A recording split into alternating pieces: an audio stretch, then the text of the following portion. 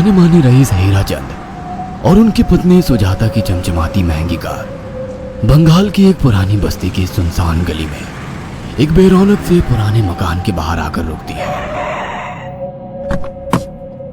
सुजाता, ये तुम मुझे किस जगह लेकर आई हो?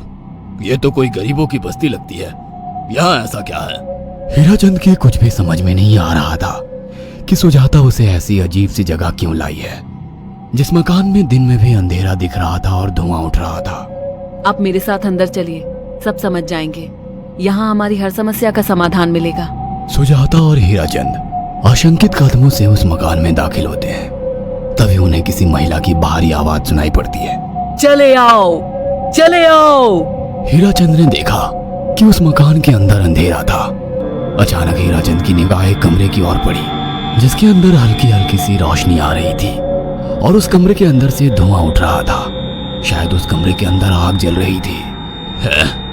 ये किसकी आवाज है? यहाँ इतना अंधेरा क्यों है और ये धुआं कैसे उठ रहा है? मेरा तो यहाँ दम घुट रहा है। सुजाता और हीराचंद धीरे धीरे कदमों से उस कमरे के अंदर चले गए। अंदर वाले कमरे में बिखरे बाल वाली एक खूबसूरत सी बूढ़ी औरत सामने जल रही आग में एक मुर्गी की गर्दन काटकर उसका खून गिरा रही थी और मुर्गी का शरीर झटपटा रहा था। ये देखकर सुजाता को उबकाई आने लगी। हीराचंद ने सुजाता की ओर देखकर कहा, तुम ही मुझे यहाँ लेकर आई हो और खुद ही घबरा रही हो। कौन है ये भयानक सी शक्ल वाली औरत और हम यहाँ क्यों आए हैं? अचानक उस औरत ने एक झटके में मुर्गे की गर्दन धड़ से अलग कर दी। ये देखकर सुजाता के मुंह से चीख निकल गई और सेठ हीराचंद भी सहम गया। वो बहुत डरावना नजारा था। ये अघोरा ताई हैं। ये हमें अपनी काली तंत्र विद्या से संतान सुख प्रदान कर सकती हैं। इसलिए मैं आपको यहाँ लेकर आई हूँ। कैसी बात करती हो? जहाँ बड़े से बड़े डॉक्टर सफल नहीं हुए, वहाँ ये मामूली औरत क्या कर लेगी? हीराचंद की बात सुनकर अघोरी ताई ने गुस्से से हीराचंद की ओर देखकर कहा, नादान हीराचंद, काली विद्या में इतनी शक्ति है कि मरे को भी जिंदा कर दे। संतान पैदा कराना कौन सा मुश्किल है? तुम्हें मेरा नाम कैसे पता? क्या तुम सच में हमें संतान सुख दिला सकती हो? तुम जितनी दौलत मांगोगी मिल जाएगी। अगर ये संभव है तो। संतान का नाम सुनते ही हीराचंद की आंखों में चमक आ गई। वह संतान के लिए कुछ भी कर सकता था।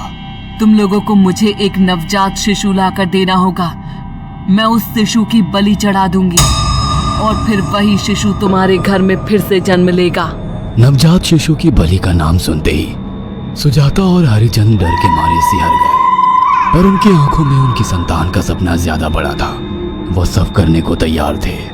अघोरा ताई, आप जैसा कहेंगे हम वैसा करेंगे। बस हमें संतान सुख दिला दो। बिना वारिस के हमारी दौलत किस काम की?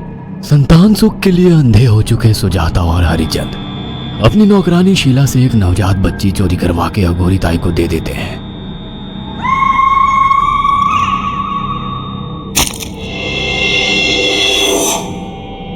उस शिशु की बलि से सुजाता गर्भवती हो जाती है। देखा आपने अघोरा की तंत्र शक्ति? मुझे उस पर पूरा भरोसा था। चलो चलकर उन्हें धन्यवाद कहते हैं। हीराचंद और सुजाता अघोरा ताई के पास पहुंचते हैं। वो दोनों बहुत खुश थे और अघोरा पर उन्हें अंधविश्वास हो गया था। अघोरा ताई, आप महान तंत्रिका है। आपने वो चमत्कार कर दिखाया जो बड़े बड़े डॉक्टर नहीं कर सके। ये काली विद्या है बेटा।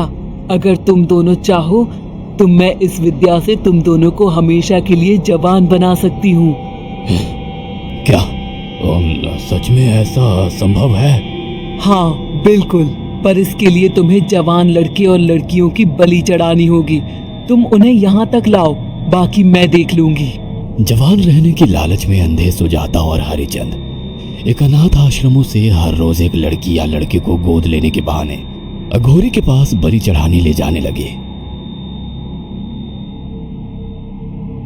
और एक दिन अघोरी ताई ने हीराचंद और सुजाता से इंसानी मांस खाने को कहा।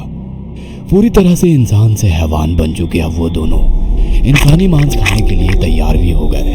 ये गर्म खून और मांस खाकर तुम लोगों की उम्र भी बढ़ जाएगी। खाओ इसे। हाँ, सच में ये इंसानी मांस बड़ा स्वादिष्ट है। अघोरा ने अपनी बातों में फंसाकर सुजाता और हरिचंद को नरभक्षी बना दिया था। वो तीनों हर दिन बलि चढ़ाकर खून पीकर मांस खाने लगे। नौकरानी शीला भी नए शिकार लाने में उनकी मदद करती थी, मगर एक दिन शीला को शिकार नहीं मिला। मेम साहब, आज एक भी शिकार हाथ नहीं लगा और मैं बहुत थक गई हूँ और घर जाकर थोड़ा आराम करना चाहती हूँ। कोई बात नहीं शीला, एक छोटा सा काम है, तुम हमारे साथ चलो, लौटते में हम तुम्हें घर छोड़ देंगे। जी मेम साहब। शीला नहीं जानती थी कि शिकार नहीं मिलने से सुजाता और हरिचंद अंदर से बौखला गए थे और उनके दिमाग में एक शैतानी चाल चल रही थी। सुजाता, ये बेहोशी की दवा है। शीला के कार में बैठते ही तुम उसे सुंघा देना। आज हमें इसी की बलि देनी होगी। इसने हमारे यहाँ का बहुत खाना खाया, अब हम लोग इसे खाएंगे। वैसे भी ये आगे चल के हमारे लिए खतरा बन सकती थी।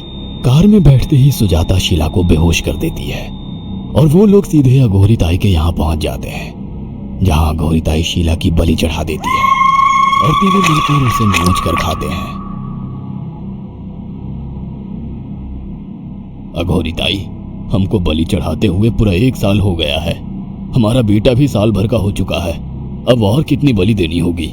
बस एक आखिरी क्रिया और बची है, उसके बाद तुम दोनों हमेशा के लिए जवान हो जाओगे। कैसी क्रिया अघोरा ताई? 3 दिन बाद सूर्य ग्रहण है, हमें पास के घने जंगल में एक विशेष क्रिया करनी होगी। उसके बाद तुम लोग कभी बूढ़े नहीं होगे। कितना अच्छा होगा, हम हमेशा जवान रहेंगे और सालों साल तक अपनी दौलत से ऐश करेंगे। हाँ, सच कहा। अघोरा ताई ने हमारे हर सपने पूरे कर दिए। 3 दिन बाद बंगाल के बियाबान जंगल में कोहरे और ओस से भीगे पेड़ों के बीच एक घने बरगद की बेलों पर कटे इंसानी सिर लटक रहे थे, जिसमें से खून टपक रहा था। काले जादू का सामान भी रखा था। कितनी भयानक जगह है ये, हर तरफ कटे हुए सर लटक रहे हैं। थोड़ी देर में सब समझ जाओगे। बैठ जाओ और मेरे साथ ये मंत्र दोहराओ। ओ, अघोरा, ये किन लोगों की कटी हुई गर्दनें हैं? आप यहाँ क्या करने वाली हो? हीराचंद की बात सुनकर अघोरा जोर जोर से हंसने लगी और उसने एक शैतानी हंसी हंसते हुए हीराचंद की ओर देखकर कहा,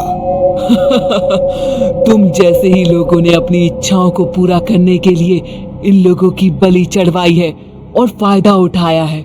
अब तुम दोनों आंखें बंद करके यहाँ बैठ जाओ और मेरे साथ मंत्रों को दोहराते जाओ।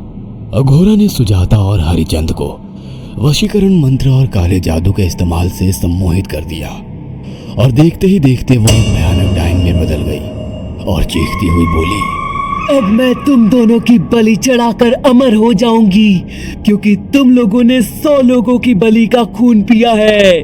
देखते ही देखते उस डायन ने फरसे से एक एक करके सुजाता और हरिचंद की गर्दन काटकर जल रही आग में बलि चढ़ा दी और उनका गर्म खून पीने लगी। जब तक तुम जैसे मूर्ख और लालची लोग अपने फायदे के लिए दूसरों को मेरे पास लाते रहेंगे, मैं उनका फायदा उठाकर ऐसे ही उनकी बलि चढ़ाती रहूंगी। दरअसल अघोरा एक डायन थी और अपना स्वार्थ पूरा करने के लिए उसने हीराचंद और सुजाता की लालच का फायदा उठाकर उनकी भी बलि चढ़ा दी। बुरे काम का बुरा ही